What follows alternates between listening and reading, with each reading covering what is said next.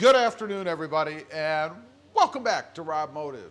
You may have heard there is a new Toyota Tacoma that's been announced, the 2024 Toyota Tacoma. So what's to like about the new Tacoma? You know, there's been a fair share of negative things stated out there on the interwebs about this new truck, but I thought we'd take a more positive turn because there are several things to like, maybe even love, about this new Toyota Tacoma. Number one, we have 8 models still to choose from. There's one for everybody, including 2 new models, or at least back in the line models for one of them. We have the TRD Pro, the Limited, the Trail Hunter, which is a new model. We have the TRD Off-Road, the TRD Sport, the Pre-Runner. Now, this one I say is new because it's been absent from the line for a while. In case you didn't know, there used to be a Pre-Runner. They kind of phased that one out. Now they've brought it back in the form of a, I guess you'd call it a 1.5 cab. Doesn't have the old suicide type doors on the back. You open the front, the seats push forward, and then you have access to the rear area. Something new most recently. Then we have the SR5 and still, of course, the SR.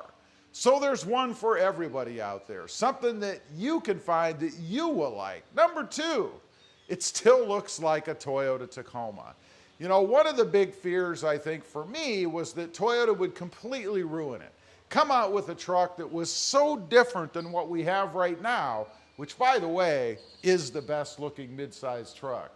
But they would come out with something so new and so different that we wouldn't like it anymore. Now, it's not to say that the new Tacoma isn't different. It is different. A lot of people say that it really looks like a mini Tundra. And there are a lot of styling cues between the two, but there are between the existing ones as well. I think they've done a really good job. I think it's a good looking truck. It is a little bit different and it is Tundra-ish. But honestly, in my opinion, the Tundra would have looked a lot better had it been smaller. And Toyota has done that in the form of the new Tacoma. Number 3, the 8-speed automatic transmission.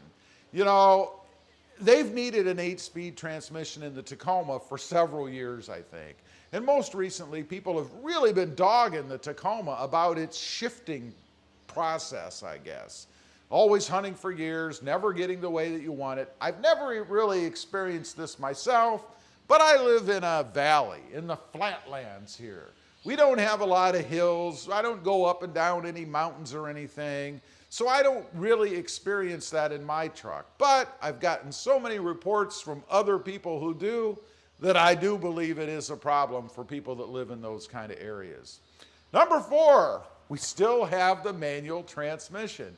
I think this is fantastic, even though, and I've stated on the channel, I'm not a big fan of the previous manual transmission in the Tacoma.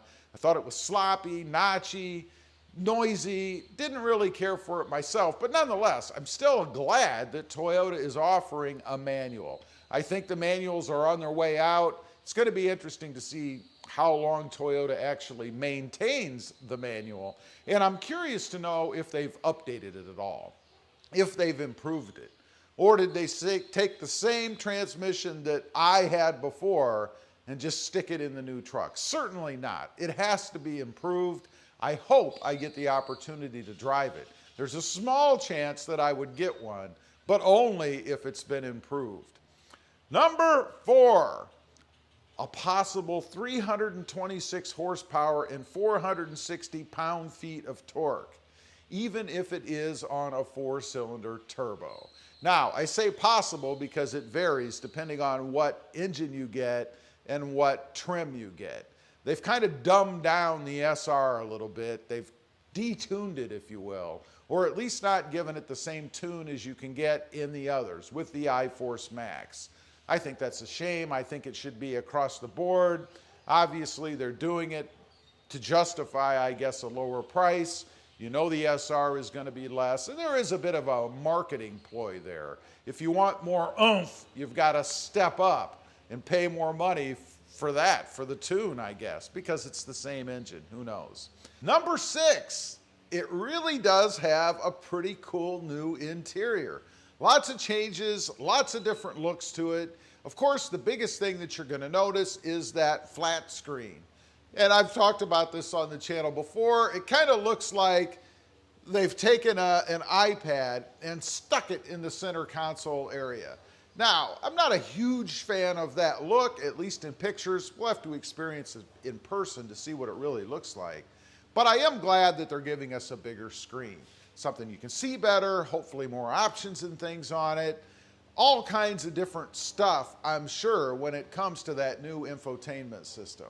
Should be pretty cool. I like a lot of the other things they've done too, with the shift knob, with the center console area, the armrest, some of the other designs in the interior. Just looks awesome. Number 7, new third-party aftermarket parts or options.